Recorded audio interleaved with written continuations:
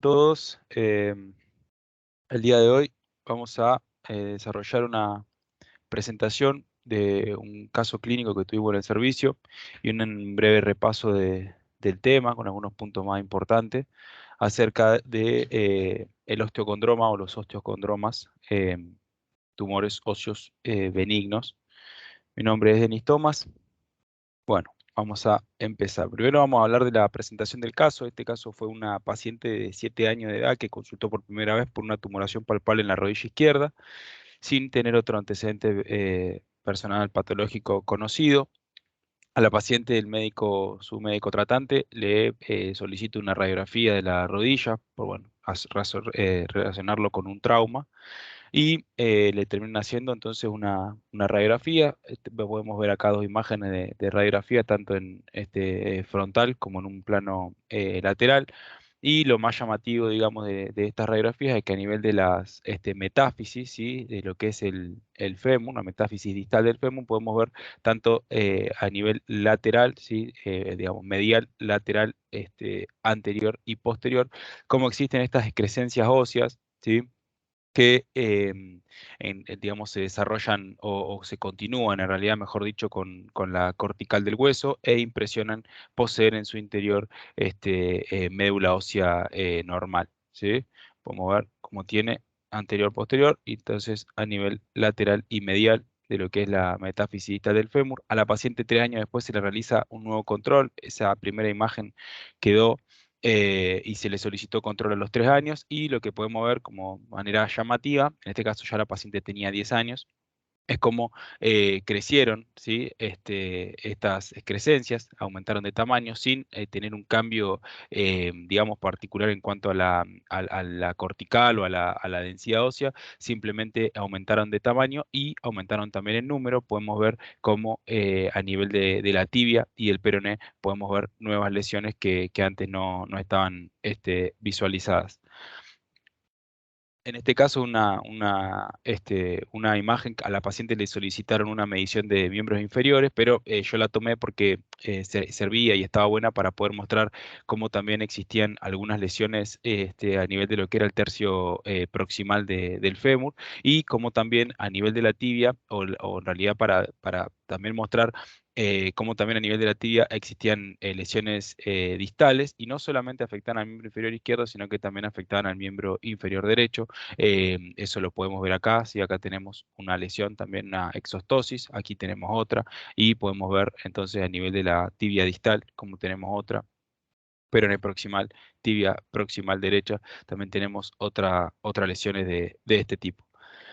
Yendo entonces a lo que es la definición de esta lesión como osteocondroma, lo mencionamos ahora como un tumor óseo, el tumor óseo más común que se desarrolla. En realidad ahora vamos a ver digamos, la palabra tumor por ahí se está tratando de dejar en desuso y se trata de usar más bien como lesión del desarrollo. Pero bueno, está englobada dentro de lo que son los tumores óseos benignos, representa el 20 al 50% de los tumores óseos benignos y representa el 15% de todos los tumores óseos. Y este 15% nos habla de, digamos, la gran frecuencia que tiene esta lesión de presentación. En general, su apariencia en radiografía suele ya ser diagnóstica y no suele necesitarse la tomografía o la resonancia, excepto que haya alguna complicación o sea sintomático. En ese caso, se realizan estos estudios de manera secundaria. Vamos a hablar un poco de lo que es la fisiopatología digamos, de los osteocondromas y cómo es que se forman. Y para tener esto en cuenta, nosotros tenemos que remitirnos a lo que es la osificación normal del hueso normal.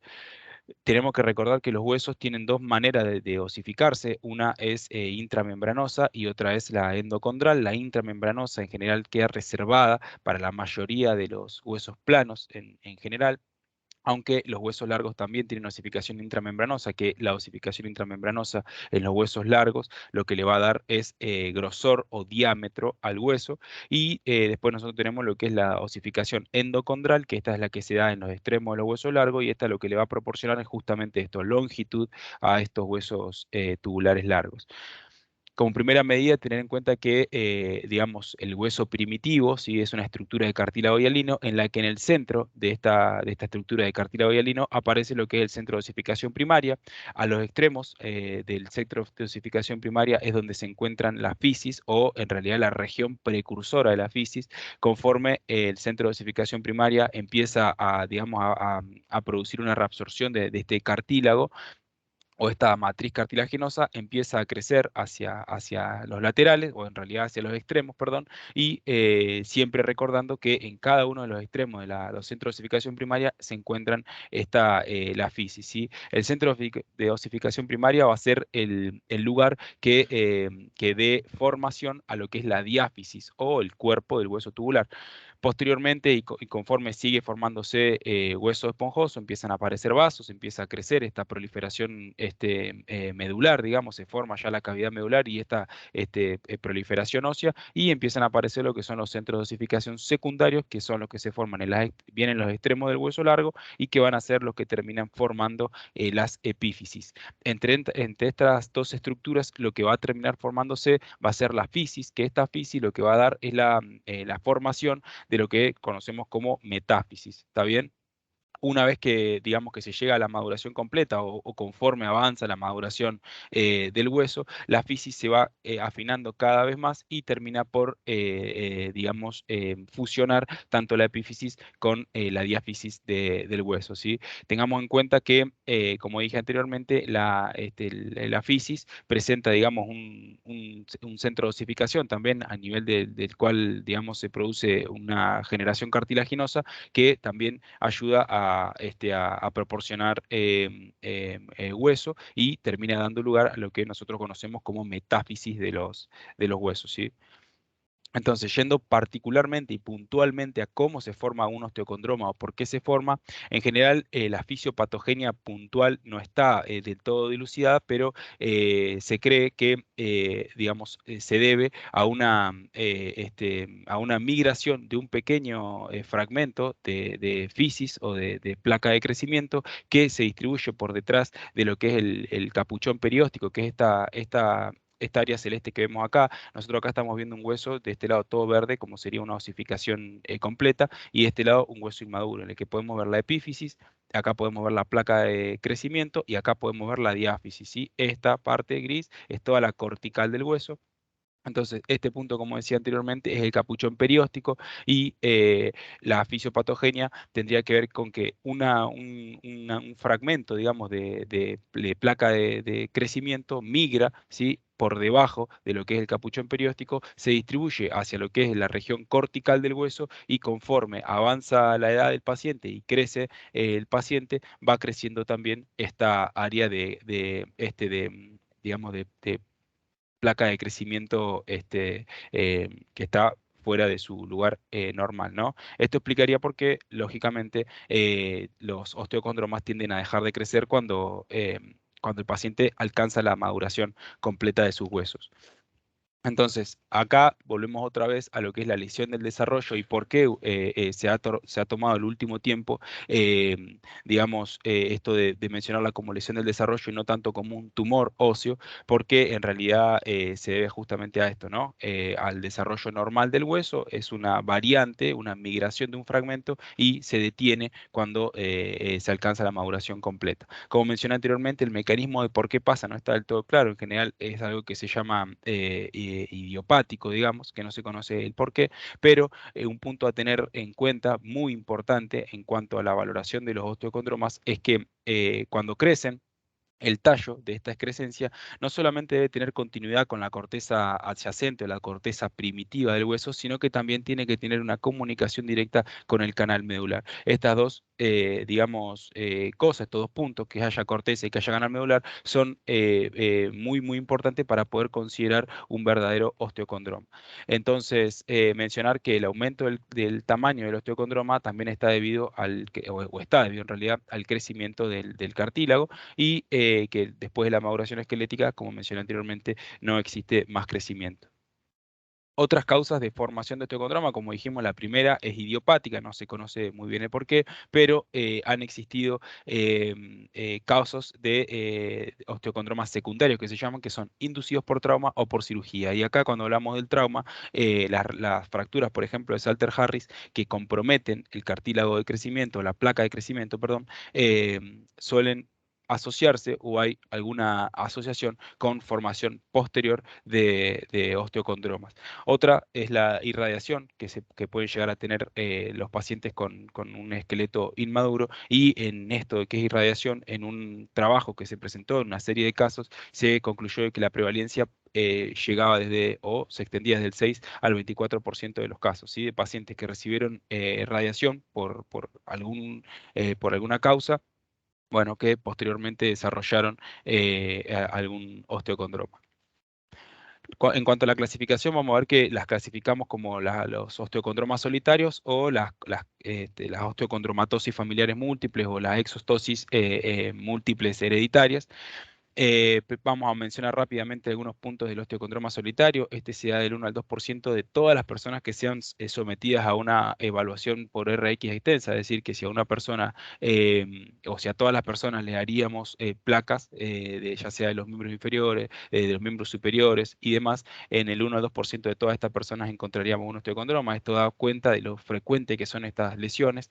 La gran mayoría de en estos pacientes, cuando son solitarios, son asintomáticos, son incidentales, pero en general se suelen descubrir antes de los 20 años, justamente por esta masa palpable que provocan. El síntoma más común suele ser la deformidad indolora o la masa exofítica.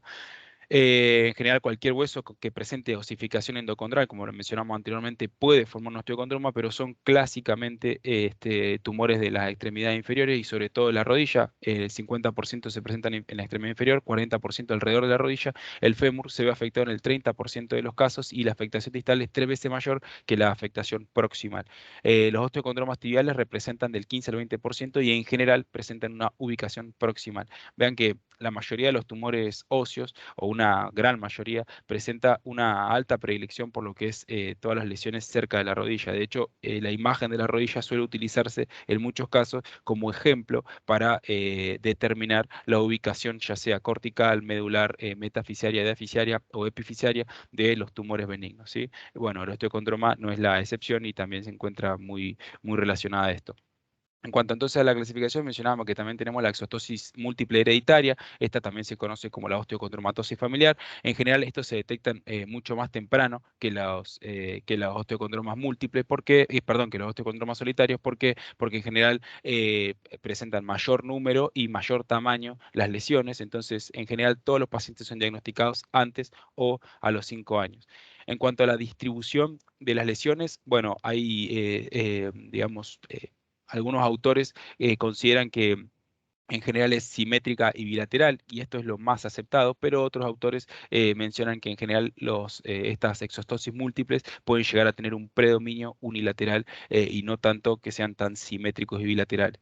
Cuando hablamos de la distribución en estas exostosis múltiples hereditarias, veamos que en cuanto a las rodillas se dan 70-98%, los tobillos 25 al 54%, caderas del 30 al 90% de afectación. En cuanto a los diagnósticos por imágenes, no hay mucho por decir. Yo mencioné anteriormente que la radiografía suele ya ser el método diagnóstico y no suele realizarse o necesitarse realización para confirmar el diagnóstico por resonancia o por tomografía computada. Lo único es que nosotros podemos clasificar estas lesiones como pediculadas o sésiles, y en este punto hay, digamos, mucha literatura que menciona de que, por ejemplo, las sésiles tienen más asociación con las exostosis familiares que las pediculadas, o que suelen tener más probabilidades de hacer una transformación maligna. Y mencionando esto de la transformación maligna y, digamos, a causa de por qué, digamos, me pareció interesante presentar este caso, es el hecho de mencionar las complicaciones que presentan los osteocondromas. En general, como mencioné anteriormente, la causa de por qué consulta un paciente va a ser por dolor o deformidad. Otra de las causas pueden ser por fracturas, sobre todo en los osteocondromas pediculados, ya vamos a ver algunos ejemplos. El compromiso vascular, sobre todo cuando los osteocondromas, ya sean solitarios o múltiples, empiezan a crecer mucho y comprimen estructuras adyacentes, no solamente vasculares, también pueden ser nerviosas, como podemos ver en lo que, digamos, son las secuelas neurológicas o incluso otros huesos, provocando deformidad de otros huesos. Em, y esto también es importante tenerlo en cuenta porque en muy raros casos, pero suele o puede ocurrir que crezca, por ejemplo, un osteocondroma en la cara interna de las vértebras y esto puede provocar, digamos, una compresión directa del canal medular. Bueno, la formación de bursas, esto se debe a una fricción que se desarrolla a nivel de el osteocondroma y los tejidos adyacentes, lo que empieza a provocar una colección líquida y esta formación de esta bolsa o bursa sinovial, ¿sí? Y por último, la complicación más temida de todas, que es la transformación maligna, que esta ocurre en el 1% de todas las lesiones solitarias y se cree que en las exostosis múltiples puede llegar hasta el 25%. Vean que de 4 pacientes que puedan tener exostosis múltiple, uno puede llegar a tener transformación maligna y no es para menos. La transformación maligna suele mutar este osteocondroma en un condrosarcoma o en menos porcentaje de los casos en un osteosarcoma. Entonces es muy importante tener en cuenta esto de la transformación maligna. Em, Vamos a ver, esta fue la resonancia que se le hizo a nuestra paciente, digamos, en el servicio. Esta es una imagen obtenida más anterior en un plano coronal y esta es una imagen obtenida en un plano más posterior, a donde parcialmente se empieza a visualizar o se empiezan a visualizar lo que son los osteocondromas que presentaba la paciente. Em, Vamos a ver esta imagen también de la misma paciente nuestra en un plano axial. Esta es una resonancia magnética en una secuencia ponderada en PD Fatsat, perdón, esta es un STIR, en el que acá vean que hay una medida. Bueno, en general hay muchos, digamos, criterios para poder determinar si un osteocondroma está, digamos, padeciendo o sufriendo una transformación maligna. Dentro de todos estos dentro de estos signos, perdón, uno de los más puntuales y los más importantes es poder medir el capuchón hialino que se forma por fuera del osteocondroma. Hay muchos estudios en los que se ha tratado de determinar un punto de corte preciso para poder determinar esto, pero se ha definido con que, bueno, digamos, se mencionó con que más de 1 centímetro, menos de 2 centímetros, menos de 3 centímetros. Bueno, el consenso actual define que una medición que sea menos de 20 milímetros, o sea, de 2 centímetros, en un paciente que es esqueléticamente maduro, tiene que hacernos pensar de que está desarrollando, digamos, una transformación maligna. ¿Está bien? En este caso, esta paciente presentaba una medida de 6 milímetros, nada, no era riesgoso. Aparte, la paciente todavía era esqueléticamente inmadura, recuerden que tenía 10 años, así que no había tenido el cierre fisario aún, pero esta es la medida más por ahí puntual. Otro de los hallazgos que uno puede encontrar son que haya un cambio, o sea, un aumento del tamaño, otra vez en pacientes esqueléticamente maduros, o que se produzca, digamos, una heterogeneidad en todo lo que es la cortical de la lesión, o que la lesión se vea más bien lítica y no tanto, digamos, no lítica, perdón, sino que haya más bien más radiolucidez en la lesión en sí y no sea tan radiopaca como la hemos visto o que hayan calcificaciones dispersas a su alrededor, ¿sí? Em, Como dije anteriormente, entonces el punto, digamos, más importante de esta evaluación es poder determinar este grosor de este capuchón hialino, en el que mencionó nuevamente en un paciente esqueléticamente maduro, tiene que ser menor de 1,5 centímetros o menor de 2. En realidad, ya les digo, hay varios consensos, pero bueno, menor de 2 centímetros para determinar que no está habiendo una transformación maligna. Este es otra imagen de nuestra paciente. Vean otra vez el capuchón hialino es este. Uno a esto lo puede confundir francamente con líquido, con que sea líquido en realidad, y este líquido es lo que uno determina como esta formación de bursas, ¿sí? Pero hay que tener en cuenta esto, de que en realidad se trata de cartílago que está creciendo o que puede crecer y que nos ayuda a nosotros a determinar si existe o no el riesgo de malignización.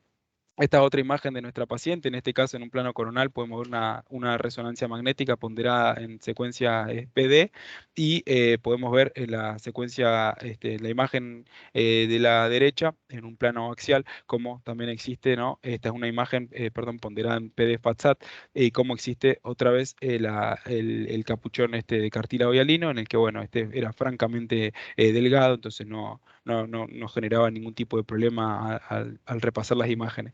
Algunos de los casos de complicaciones que pueden tener la osteocondroma, como mencioné anteriormente, acá las flechas blancas lo que están señalando, las puntas de flechas son justamente el pedículo que presenta así la base bien dependiente de la cortical. Esto es, como mencioné anteriormente, un punto importante para poder determinar que se trata de un osteocondroma y vean cómo la matriz, digamos, del osteocondroma es similar a lo que es la médula ósea.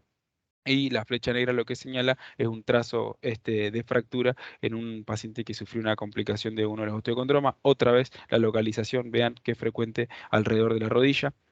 Este paciente es un paciente de 15 años en la primera imagen que se le había hecho la radiografía por un traumatismo, se le encontró el osteocondroma, ¿sí? Y 3 años después, vean que ya las fisis estaban cerradas, las placas fisiarias estaban cerradas y el tumor o la lesión ósea, perdón, había presentado un aumento de tamaño. Bueno, estos son indicativos y son hallazgos que uno debe tener en cuenta siempre porque a estos pacientes hay que hacerle seguimiento.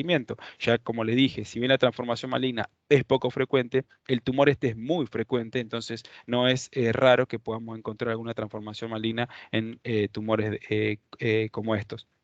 Otro caso, en este caso lo que podemos ver, como mencioné anteriormente, el crecimiento mismo de la lesión puede hacer o puede comprometer otras estructuras adyacentes y en este caso cabe mencionar el compromiso vascular, el compromiso nervioso y también el compromiso de otros huesos adyacentes. Podemos ver cómo el peroné se encuentra francamente dismórfico a causa del crecimiento de este osteocondroma.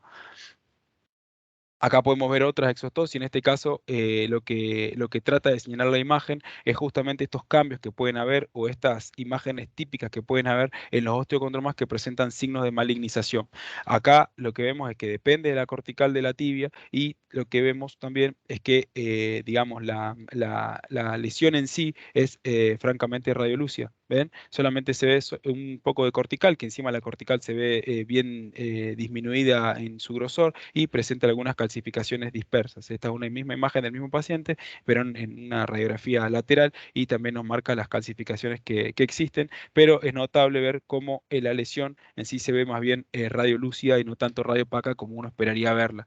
Otro signo, que por ahí es más bien indirecto, es el aumento, digamos, del diámetro de la pierna en este paciente. Estos hallazgos fueron, digamos, sospechosos para los médicos tratantes. A este paciente se le hizo una biopsia. En la biopsia se vio que había proliferación de cartílago hialino de más de 4 centímetros y presencia de células tumorales que eran sugestivas digamos, de corresponder a un condrosarcoma. Este es un caso que está interesante también. En este caso podemos ver un osteocondroma que depende de la cara interna de la escápula, ¿sí? Este es el osteocondroma, esta es la escápula y este es el pedículo que presenta la lesión. Al paciente se le realiza una tomografía por dolor, digamos, a nivel de la espalda y lo que se puede ver en la tomografía, sobre todo digamos, la ventana de partes blandas, es que existía una especie de colección asociada, ¿sí? Al osteocondroma. Al paciente se le realiza entonces una resonancia para poder valorar mejor esto y se ve que existía un área así señalada por el asterisco, un área hiperintensa adyacente a lo que era el osteocondroma en sí y esta hiperintensidad en primera instancia fue interpretada como que podía deberse a un crecimiento, digamos, anómalo del cartílago hialino. Al paciente se le hizo tratamiento, bueno, se terminó constatando de que en realidad era bursa, digamos, era formación de una bolsa sinovial que se había producido adyacente al osteocondroma y este es un punto que hay que tener en cuenta porque como mencioné anteriormente, uno puede confundir esta imagen, que en este caso fue la formación de una bolsa o una bursa, con el engrosamiento del cartílago hialino, que bueno, este último es francamente un signo de malignización. Otra imagen, en este caso un poco más clara, en una rodilla, en un paciente que presentó o que presentaba un osteocondroma, podemos ver cómo existe la flecha blanca, lo que señala es justamente la formación de esta bursa. En este caso era una bursa, digamos, fina, no hubo demasiado problema en cuanto a determinar si podía tratarse o no de algún grado de malignidad, pero bueno, estas son imágenes típicas que uno puede encontrar. Y por último, una imagen, digamos, en un paciente, en este caso, que presentaba un osteocondroma con dolor a nivel del deltoides, podemos ver francamente cómo, bueno, en este caso presentaba dos lesiones, el paciente una medial y una lateral, y a nivel de la lesión lateral se le realizó una placa y no solamente había aumento del volumen, digamos, del hombro, sino que también habían múltiples calcificaciones bien heterogéneas, ¿sí? Véanlo en las partes blandas, ¿sí? Dependiendo o adyacente a lo que era la lesión y el osteocondroma en esta forma de arco, que es bastante típico, digamos, de transformación maligna, que tomen esta forma así de arco alrededor de la lesión. Se le realizó tomografía computada en la que se pudo ver y confirmar la heterogeneidad a nivel de la cortical también, la presencia de múltiples calcificaciones puntiformes, y posteriormente se le termina realizando una resonancia. Vean en la tomografía cómo existe toda esta área hipodensa alrededor de la lesión, se le termina haciendo una resonancia y podemos ver toda esta lesión bien francamente heterogénea, obviamente bien engrosada el cartílago, bien engrosado, esto claramente signo de malignidad. Y bueno, al paciente se lo operó y sí se constató de que se trataba de una malignización a condrosarcoma de un osteosarcoma, perdón, de un osteocondroma previo, ¿sí? Entonces, a manera de conclusión, tener en cuenta que, bueno, son tumores estos muy frecuentes que se presentan en general en todas las edades, o sea, se pueden descubrir en todas las edades, pero son tumores muy frecuentes en la edad pediátrica y relacionados con la placa fisiaria. Tener en cuenta todas las complicaciones que puede presentar y, digamos, hablando justamente y puntualmente de las complicaciones, solicitar seguimiento ante la sospecha de transformación maligna, teniendo en cuenta esta, digamos, sobre todo la medición de lo que es el capuchón de cartílago hialino, que es de todas por ahí las signos que vamos a ver, el más frecuente, porque la mayoría de los osteocondromas, cuando se le hace una resonancia magnética, van a tener este capuchón y por ahí puede ser uno de los signos más tempranos para poder determinar una transformación maligna o confirmar una sospecha de transformación maligna. Acá dejo algunos links y algunos doy de algunos papers que revisé para esta presentación de este caso. Les agradezco mucho por su atención.